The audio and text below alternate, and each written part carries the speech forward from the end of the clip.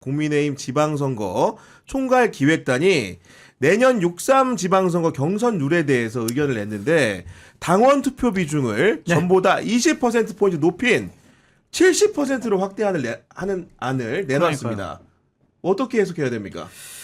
이게 참 착각을 하고 있고 이게 정무적인 판단, 뭐 전략적인 판단을 이 사람들이 하는 사람들인가라는 생각이 드는 게 뭐냐면 이렇게 당심 70% 올린 명분을 뭐라고 그러냐면요. 당세 확장을 위해서 당내 결속이 우선이다. 그래서 당심 70%로 한다. 이 논리예요. 이게 말이 안 되잖아요.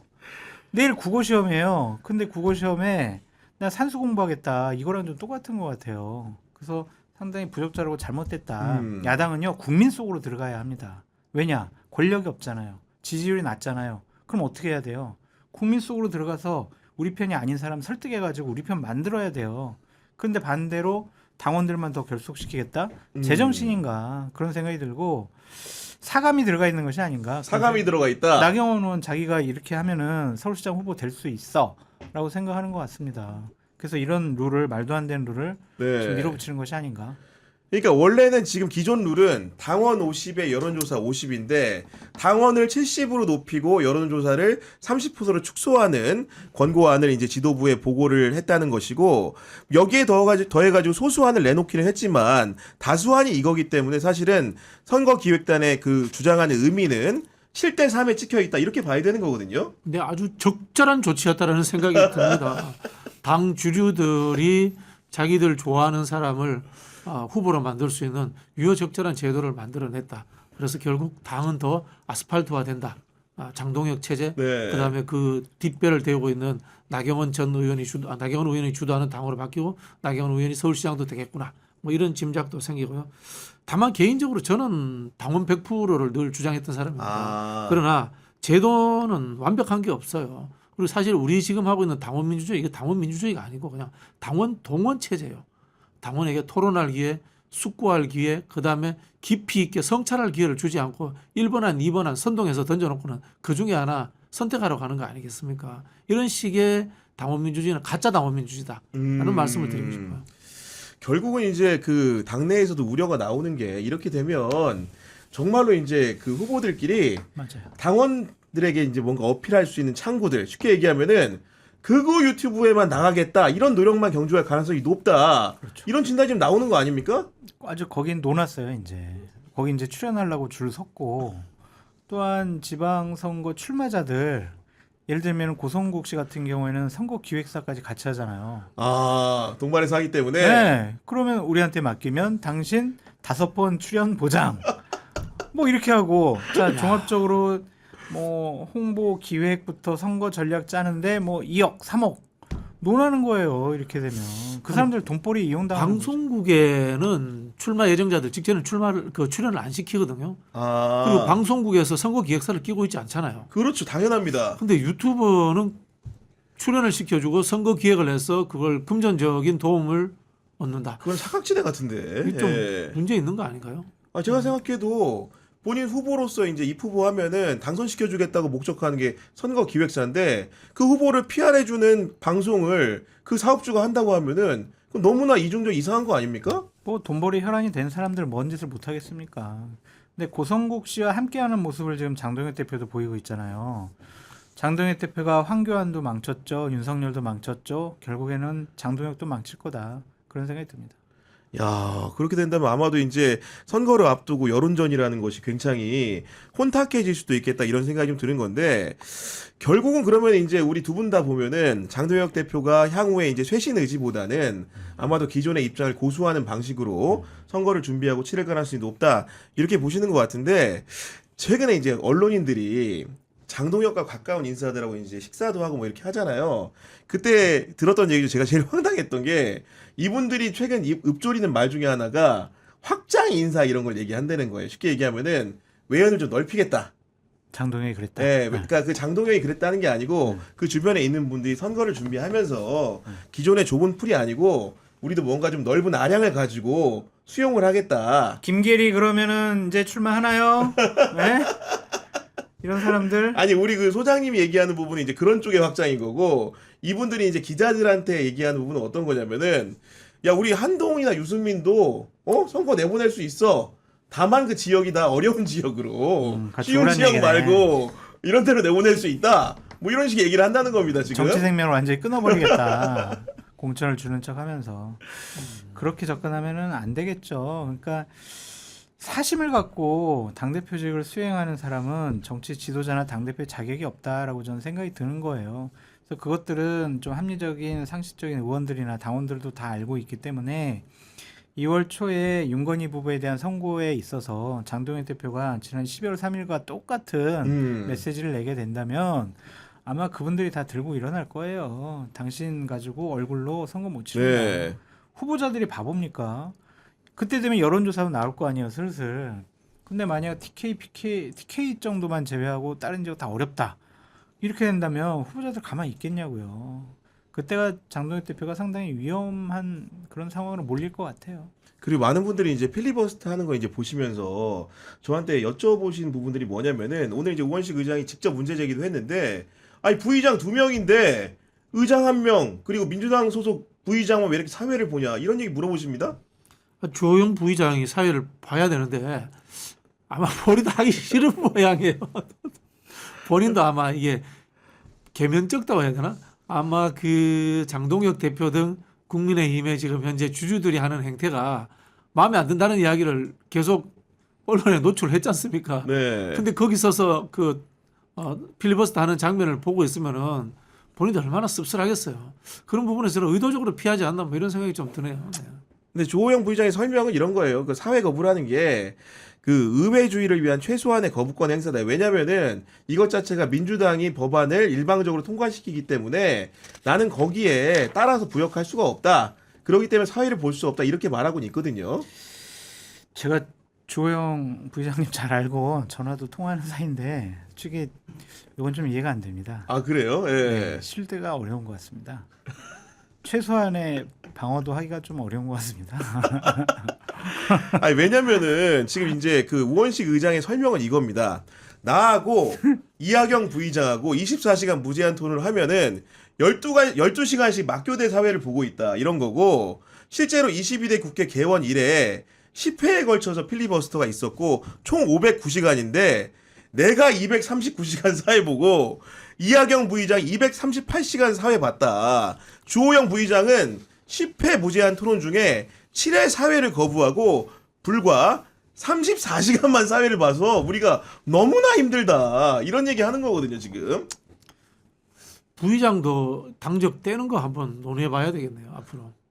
그런 것 같아요. 당적을 아예 비우고. 네네네.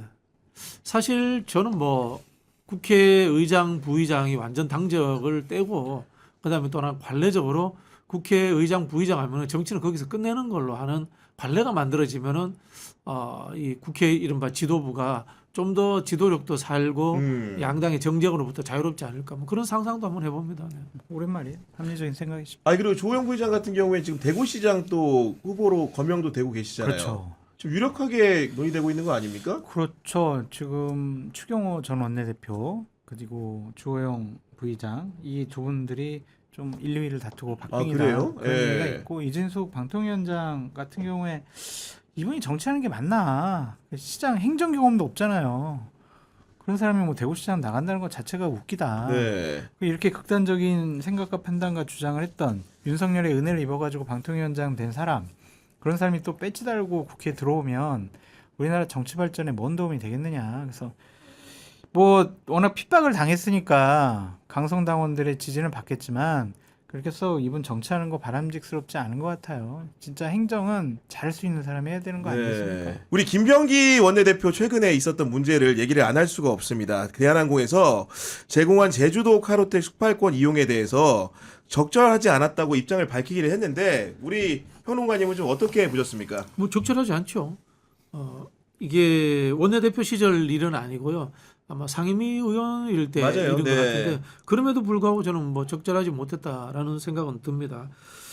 다만 이게 왜 이 시점에 튀어났을까라는 부분들은 우리가 다 짐작이 가는 부분이 상황적으로. 네. 좀 누군가에 의해서 김병기 주기가 시작됐다라는 느낌을 받고 있습니다. 아 김병기 주기가 음모다. 시작됐다. 아니 뭐 사실은 사실이죠 이게 그죠? 칼로텔 숙박권을 받은 것은 사실이고 이건 부적절한 일이지만 이런 일들이 갑자기 왜 지금 시점에 다 터져 나오는가? 라는 것은 저는 뭐 기획된 음모가 있다라고 제가 아니 아마도 많이 그 들었습니다. 말씀에 대한 그 현상에 대한 해설을 우리 시청자들 많이 궁금해할 것 같은데 그 죽이기라면은 좀 어떤 방면에서 이제 의심되는 부분들이 정치권에서의 공격은 아니다. 정치권의 공격은 아니다. 정치권에서의 공격은 아니고 민간 쪽에서 김병기 원내대표를 겨냥해서 공격하고 있다라는 썰들이 돌고 있습니다. 네. 민간 쪽에서 근데 그거는 잘린 보좌진 중에 몇 분이 본인 카톡방을 공개하는 거 아니겠어요? 근데 그걸 음모라고 봐야 되나? 모르겠습니다. 저는 그렇게 보좌진으로 듣지는 않았고요. 네. 근데 제가 이건 뭐 혹시나 법률적인 문제가 될 수 있기 때문에 거명을 하지는 못하겠습니다. 그렇구나. 어쨌든 간에 이제 언론사에 제보한 모양새로 이제 진행은 되고 있는데 저도 이제 사실은 이 상황들을 보면서 여러 가지 생각이 드는데 일단은 근데 기자들이 질문했을 때 물론 반드시 뭐 그 부분에 대해 응답해야 될 의무가 있는 건 아니지만은 예를 들면 대응은 좀 약간 좀 이상하긴 했던 것 같아요. 왜냐면은 왕대 대표라는 거는 뭐 민주당의 n분의 1이 아니고 민주당 전체 의원들을 대표하는 자리이기 때문에 그런 자리니까 이런 의혹이 나와도 바로 물어보는 거잖아요. 그러면 뭔가 좀 이렇게 입장을 정리하고 말해주겠다거나 이렇게 말을 해도 되는데 뭐 예를 들면 그걸 왜 물어보냐고 한다거나 뭐 상처에 소금 뿌리고 싶냐고 이렇게 날선 반응을 보이는 거는 일단 태도에서 지고 들어가는 거라서 그 해명도 좀 적절하지 않았던 부분이 있어요. 어제 페이북에다 올렸던 호텔 비용 관련한 거는 어제 건 지우시고 오늘 다시 이렇게 조금 간략하게 올리셨더라고요. 근데 거기 보면 액수가 예를 들면은 70만 원은 아니고 30만 원 초반대예요. 막 이런 것들 있잖아요. 그거는 팩트로 반박을 금방 당할 수가 있거든. 그 제가 참모였으면은 하지 말라고 했겠지. 어쨌든 뭐 부적절한 일이었습니다. 네. 죄송합니다. 죄송합니다. 요 정도로 그게 해야지 좋았을 것 같아요. 가운데 거는 다 예. 드러냈어야 되거든. 그래서 왜 이렇게 해명을 할까? 좀 본인은 억울하다고 생각하시는 것 같아요. 팩트 왜 억울하냐? 왜 억울하냐? 다른 의원들도 다 그러는데 왜 나한테만 뭐라고 그래? 나만 갖고 그러냐. 그 이야기를 지금. 못하니까 그렇지. 박진영 평론가도 말이야 국회 있을 때 다 받은 건데 왜? 그런 이야기를 못하니까 그렇죠. 이게 팩트 논란을 하면은 팩트는 보는 사람의 입장에 따라서 다를 수 있습니다. 팩트가 알고 보면 팩트가 아니에요. 그런 부분에서 장성철 소장이 정확한 지적을 했고요. 말씀하신 것처럼 그 대한민국 국회의원들이 잡다한 특권들이 많아요. 네. 짜잘한 것들 많아죠. 아니 그러니까 사실은 저도 이제 대한항공 얘기 같은 경우에는 대한항공이 뭐 예를 들면 이런 것만 하는 게 아니고 솔직히 지금 시체말로 옛날에 김영란법 전에 국회의원이라든가 권력을 가진 사람들한테 어떤 식으로 이제 문을 열어주고 하는지를 다 보고 들은 게 저도 아니 저는 없겠습니까, 옛날에 솔직히? 모 예. 의원 그 대한항공에 항공기 그 딜레이 된 거는 모 의원 때문이라는 소문이 든 적이 있어요. 늘 지각을 해가지고 옛날에 지금은 이제 돌아가신 분인데 비행기를 잡아놨어요. 가면서 전화해. 에이 설마 진짜예요? 진짜예요. 그거 한두 건이 잡아놔? 아니에요. 그거 한두 건이 진짜예요? 옛날에 2000년대 이전에는 나 지금 10분 늦으니까 비행기 좀 잡아놔. 문단 2010년대에도 그런 이야기 아니 들었는데 무슨 뭐 택시도 아니고 잡아놓으라 그래요 그거를. 예. 아니, 탑승자 명단에 국내선 같은 경우에 의원이 있으면은 의원이 안 왔다 그러면 확인하기 전까지 안 떠나요. 그런 적이 있었어요. 그리고 요즘 많이 KTX도 그런 적이 있어요 옛날에. 요즘 많이 사라졌지만 사실은 뭐 예를 들어서 뭐 국회나 이런 데서 누가 이제 해외 간다 그러면 일반석으로 끊어도 이제 좌석을 업그레이드 해주죠. 이런 것들이 옛날에는 한동안 비일비재한 적이 있었잖아요. 솔직히 그 얘기하면. 이제 계약 그 좌석 예약할 때 이제 오픈해서 예약을 하잖아요. 그러면 이제 다 그렇게 해줬지 옛날에. 아니 근데 저는 이제 이 논쟁 과정에서 김병기 원내대표가 사실은 개인적으로 너무나 이제 안타까운 점은 뭐냐면은 이 숙박한 시점이 좀 사실은 굉장히 걸립니다. 왜 그러냐면 2024년 11월 22일부터 24일까지예요. 이게 금요일부터 일요일까지 묵은 건데 이때가 어떤 때입니까? 왜냐면은 명태균 게이트가 이제 발화가 되면서 윤석열이 뭐 기자간담회 하고 막 이러던 시점이에요. 그러니까 쉽게 얘기해서 12월 3일날 계엄까지 가기 위해서 어떻게 보면은 여러 가지 그런 관계들이 고조되고 있는 시점인데 물론 개인적으로 가족들과 시간도 보내야 되고 그런 일정도 필요하겠지만은 하필이면 윤석열 정부가 굉장히 호시탐탐 뭔가 그 전복을 모의하고 있을 때 본인도 이런 행위를 하게 되면 얼마든지 사법적인 대상이 될 수도 있잖아요. 근데 뭐 김병기 네. 대표님이 말할 수 없는 어떠한 중대한 좀 이유가 있지 않았을까 뭐 그런 생각도 해봅니다. 그러니까 아무튼 이런 부분들은 근데 고경 기자님 네. 지적은 아주 참 아픈 부분일 아, 거예요. 왜냐면 저는 그 날짜를 보고 사실은 많이 맞습니다. 놀란 거예요. 그 날짜에 그렇게 숙박을 할 수 있었을까라는 사실. 물론 뭐 민주당 의원들이 무슨 뭐 주말에도 상시 대기하고 뭐 윤석열이 뭐 하기를 지켜봐야 되는 건 아니지만은 그때 이런 행위를 했다는 건 상대방이 되치기를 하려면 얼마든지 할 수 있는 시점이잖아요. 그렇기 때문에 좀 더 이렇게 단속을 좀 하지 조심해야죠. 않았어야 그래서 했어야 되지 제가 않는가. 예. 말씀드리는 게 이게 터트리는 방식이라든가 수준이 만만치 않은 작동되고 있다라는 의심을 사는 거예요. 네. 내일 또 뭔가 또 터질 수 있죠. 아, 하루에 한 알겠습니다. 건씩 나오니까.